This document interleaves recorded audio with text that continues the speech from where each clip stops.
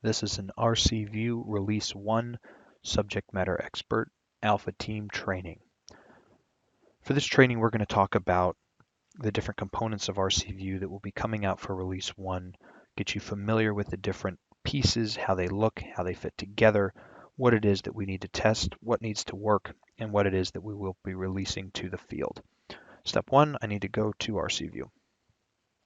I go to ops.train.rcview.redcross.org. That is HTTPS. That will take me to this login page. That's a redirect from Volunteer Connection. It is important that I do my redcross.org email and my password. And this really is your Volunteer Connection login. In my case, it is a redcross.org email. Yours might be something personal in Gmail and AOL, Yahoo.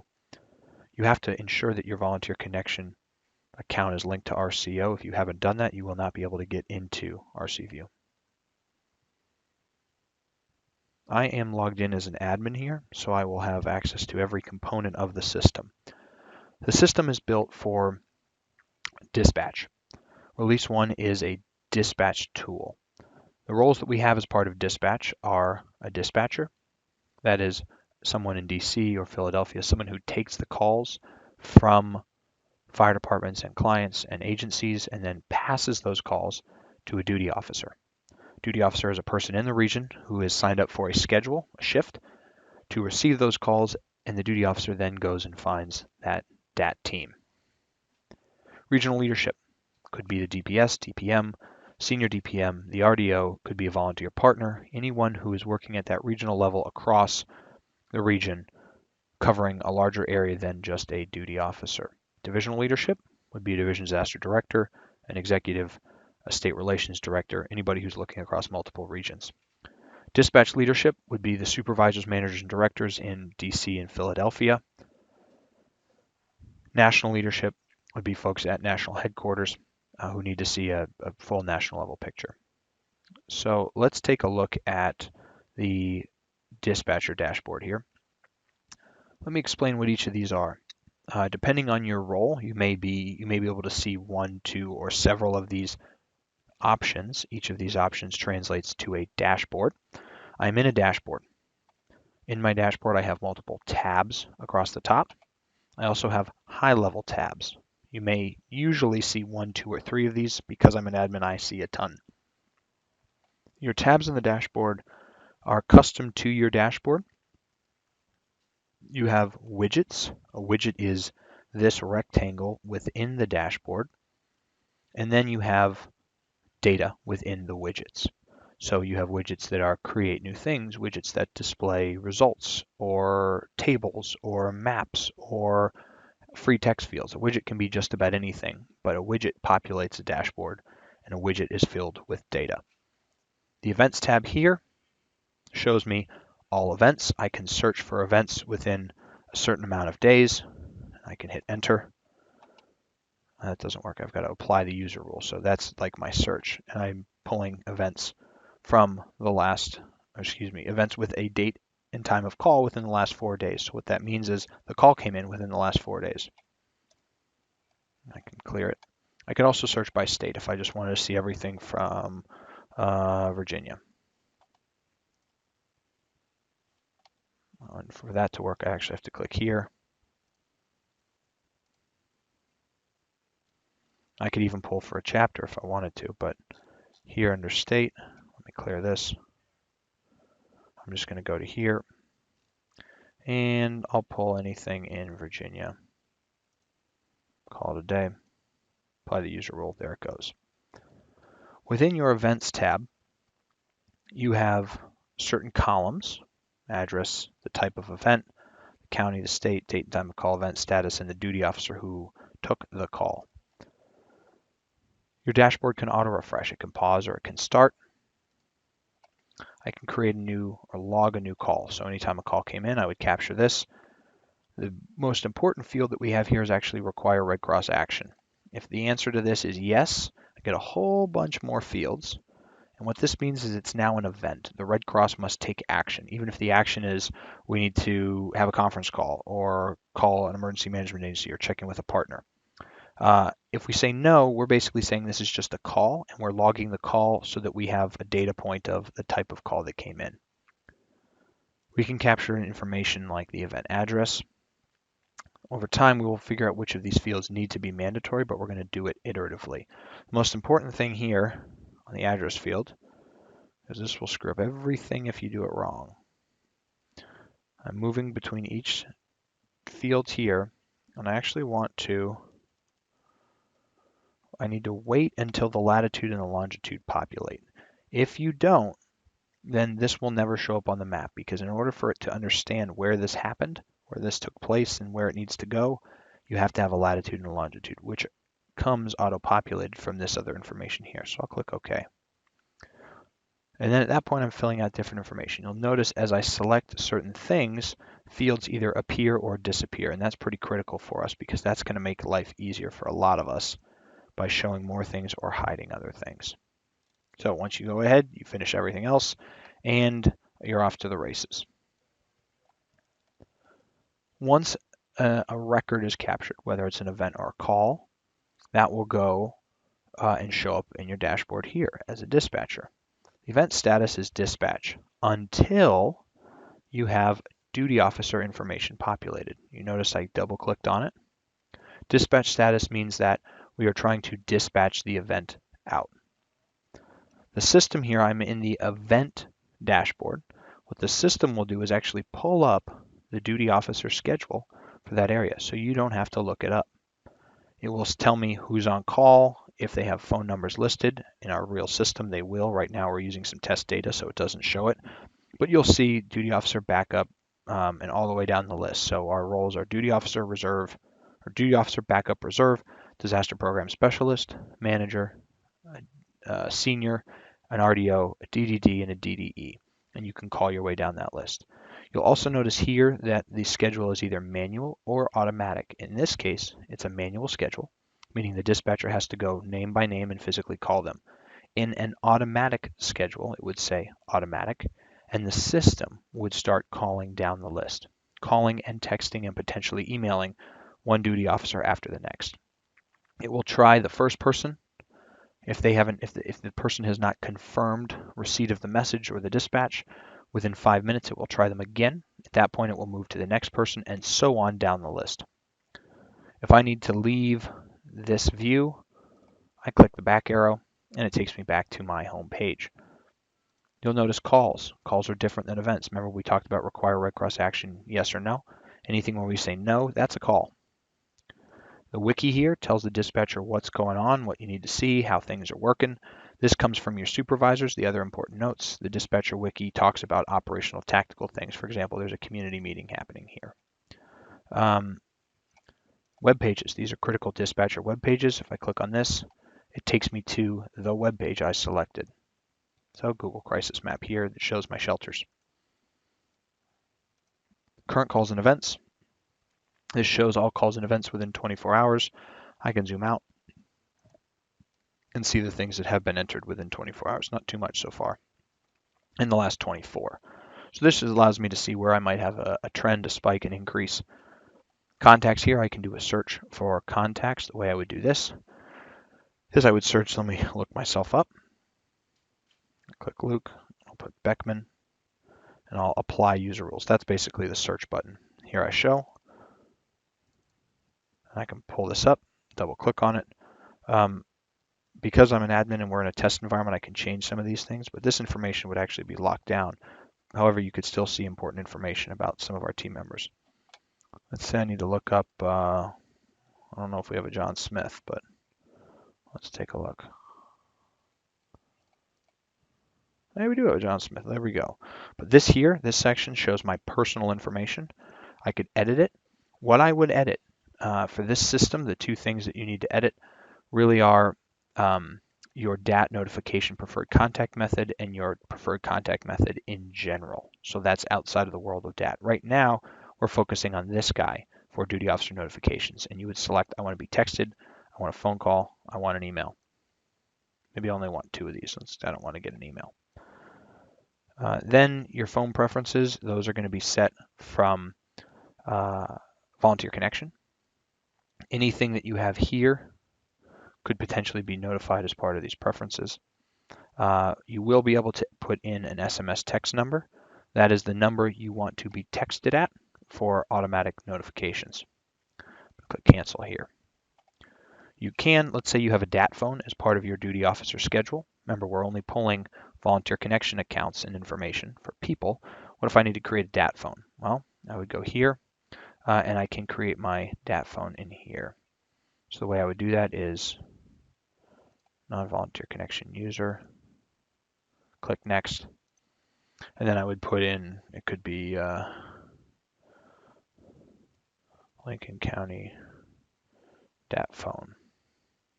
You can do that. You could put in a title, you could put in another person if you wanted, and then I would basically put in the appropriate phone number or numbers for that phone or regional email group. You can put in all of that information there. Go over to schedules. This is a good one. At first, when you enter the system, you may not have any schedules and you will likely not have any shifts. Here's what a schedule looks like. If I go into a schedule, this is a duty officer schedule. I can see all duty officers here. The way that you add someone to the duty officer schedule, I'll click on here on the row of duty officer. The system will spin and think. It will pull up everybody in volunteer connection, bringing your regional people up to the top. Let's say I want to add, let's bring in Camila Garcia. She's up at the top of my screen, but I'm going to search for her. I hit enter there. The system will think. We'll bring her up to the top. If you want to add somebody to the schedule, you check their name. They show up. To get them off, you uncheck it. Pretty simple. But I'll keep myself on here. I'll keep Camille on as a potential duty officer. Now, this doesn't mean that people are on or they're not on. I still have to give them a shift. The way I give them a shift is I go over to the rostering tab. So here it looks like I've got 12-hour blocks. So my schedule's already been built for me. Let's say I'm on Wednesday morning till noon. I would click there. If I wanted to put Camilla on, the system will think. If I wanted to put Camilla on, we would just click here and she would be on shift for Wednesday afternoon. Pretty simple, one-click button. I can zoom out, I can zoom in, I can look at the week, I can look at the month. You can see who's got people on. You see their initials there, which is pretty cool. And I can zoom into the day if I wanted. Notice 24-hour day, so it's military time. I can also zoom to now, and it brings the screen to the left. And I can click, hold, and drag left and right. Pretty easy there. If you want to do a custom shift, I could select myself and do a new basic shift and say, I'm going to work this time to this time. And all I would do, you don't worry about these two things, shift type and status. All I would do is say, I'm going to work from this time to the 4th. And you could punch in, I'll make it 3 o'clock p.m. to 3 o'clock p.m. Why not? I could click OK. Forget that right now. That's going to be taken care of for us. Bum, bum, bum. System will think. And there's my block. Don't worry about the colors. As long as you see a block in here, it's good to go. So let me go back. Back. I'm in the schedules. Analytics. This is a cool one. Shows me exactly what it says. Calls per day for the past 7 days. Remember, I'm still at a dispatcher. It looks like we had a busy day here, a little bit quiet here.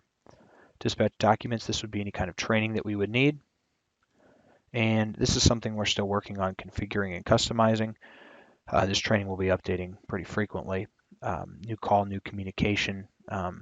This really is if we need to set up an inbox to capture automatic emails that may come from a fire department. We're working to figure this piece out, which will be pretty solid for us. Let's take a look at the duty officer dashboard. I still can log a new call. Here we have the first two things. In my region, you're only going to see events within your region. That's why volunteer connection, important to keep it updated. These are events requiring immediate action, and these are events that are delayed action. How do I know what that is? When a dispatcher captures information, let's say the family's fine for another 24 hours, that might be delayed action. Immediate action is they're standing outside and they need your help.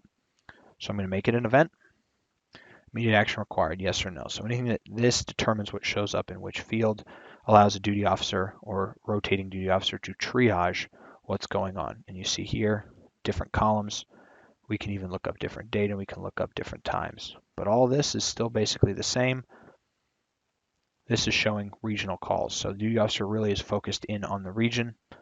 Let's go to regional leadership. Again, regional focus. You'll notice here we've got managed schedules, my schedules. A regional leadership person is going to build or manage a duty officer schedule.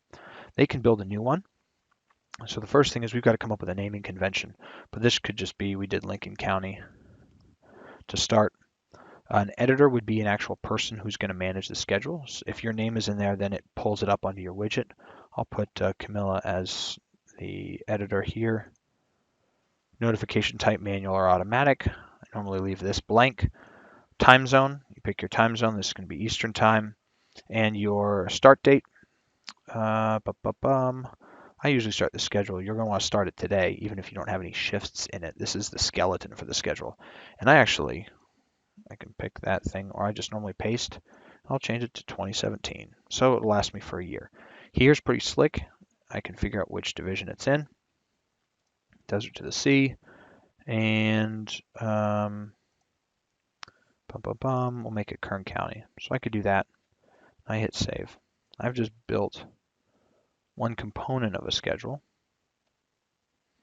Now I've got to go to the resources, right? So this is going to auto-populate that for me to start. This is my order of people in which I want them to be called. Anybody who serves as a duty officer, we're going to want their name there. Anybody who serves as a DPM or DPS, we're going to want their names there. This does not mean that they're on shift. I would click duty officer. I check the names of the people that I want to be a duty officer. Great, they're now my duty officers. I then go over to the roster and figure out who needs to be on call here. Now, you'll notice, see how that block, we call it a shift block. That shift block is a different length of time. It looks like it's a week long. We have to customize that. So let's go over to resources, structure, duty officer on call. So I had it set up as a 1 week shift pattern. Are we on a 4 hour, a 6 hour, an 8 hour shift pattern? It's important for us to know. So we can set that up. I don't need to worry about criteria. I'm going to set it up as an 8 hour shift pattern. I click OK. I'm going to click save. And you'll notice here, I now have my 8 hour blocks. Pretty quick, pretty easy, pretty smooth. Remember, I have to blow it up. I'll make Steve Miser a Wednesday, and Camilla's got the second shift, and I've got the third shift. So we would do that for each of our roles. Pretty easy to build a schedule, all things considered. And then when you log in, you'll do one of those. That's how we do our schedules. So I'll go back to my dashboard here. Anybody who's listed as a duty officer in my schedule, in any one of my schedules, they'll show up here. These are the schedules that I own, so I can very quickly and easily go back into one. Let's look at Arlington, Virginia. Here I am. Go over to rostering. 3-4 clicks. I'm editing my schedule. Pretty smooth. Now let's go to divisional leadership. Divisional leadership can also work on schedules. They've got my schedules here. Divisional leadership will probably be doing something like looking at calls and events. Again, we have it here, 48 hours, so better situational awareness for the division. Nothing in my division in the last 48 hours. And then national leadership here, current calls and events. This is all active events by status and state, and the last 48 hours here. So this is all active events. This is calls and events that were created within the last 48 hours. So pretty useful stuff at the national level for us to see where there are hotspots, where are things starting to blow up. And then also analytics. So seeing events and calls by division over the last 7 days. Very useful information there. That is RC View in a nutshell. One other thing that we need to check on would be settings and then preferences. I need to set my time zone. So US Eastern time. And you can also change your date time default. So you could do 24 hours, date time minute, all those different things that you can set up. Those are the two things that I really want to focus on. The rest you don't have to touch. There's a lot of bells and whistles that we won't be using just yet. If you need to see all events to do a report, you can go to instance events, and this will show everything, even outside of your region. And from there, you can actually look at You can go to an export selected. There's a whole bunch of stuff there that we can talk about later.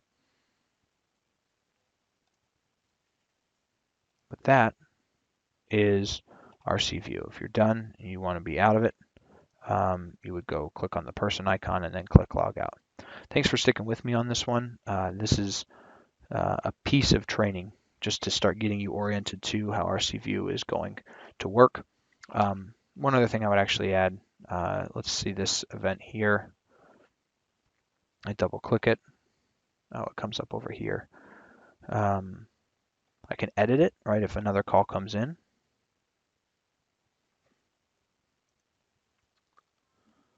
And let me do an event type. Let me make it a industrial commercial fire.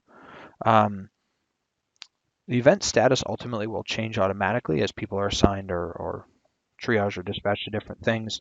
Right now, the event status, if you're in a region and you see an event on your dashboard, you want to go event status and then mark it as closed. In this case, let me just do it as assignment. Once a dispatcher passes a call to a duty officer, the event status will automatically go to assignment. You'll see here, if it's an automatic schedule, you'll see check marks go next to the people who are called. If it's a manual schedule, you as the dispatcher would go in and do this yourself. So I would, I tried duty officer backup and reserve. I would put in, I reached John Smith. Here's his number. And, I got John Smith. He was the reserve. So this follows our dispatch protocol. I reached him right now, 3:15 p.m. Matches with my time clock.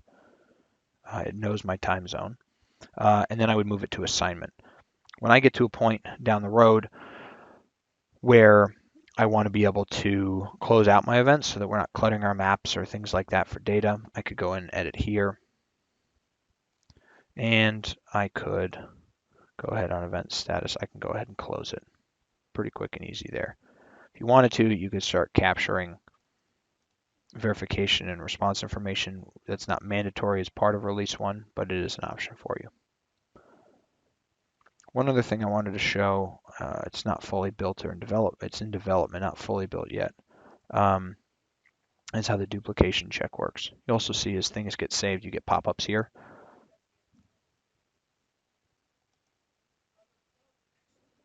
Let's see.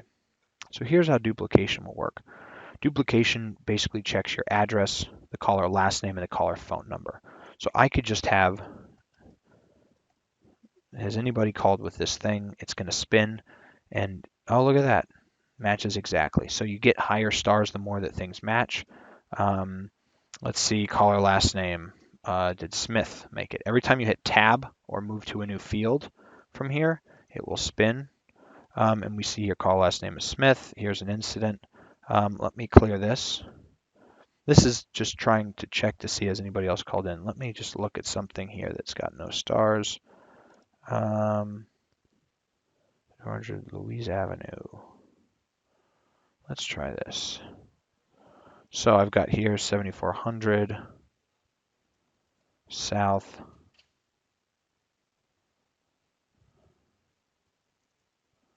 Let's go South Dakota. See if anything pulls up.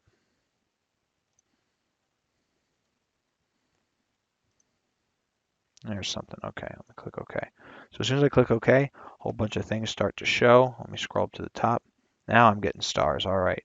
So I might want to check, is this the one that I'm talking about? Can't really tell just yet.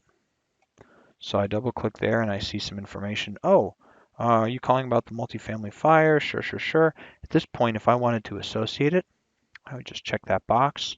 I click OK. So I've logged a call at that point, done nothing else. And then I go ahead and I edit the event. If it was something new, then I would go out and fill out the full event field. So that helps us do an awesome, really powerful lookup on information that's already in the system. So that completes our initial overview of RC View and the different things that we're going to be able to do. Remember, to get in, you've got to have a volunteer connection account. Make sure you're associated with your division, region, and chapter. And additionally, make sure that you've linked your RC View, or excuse me, your volunteer connection account with RCO, that you've done that linkage so that we can assign you a role.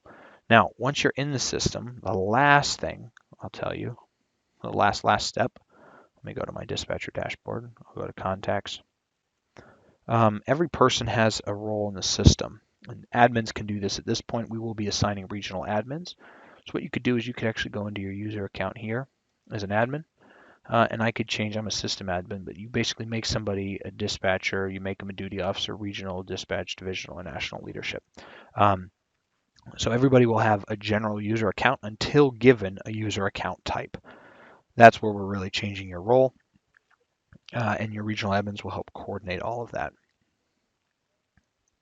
So thanks for sticking with me. We'll do more of these, but this is an overview of the capabilities that we have. Thanks so much.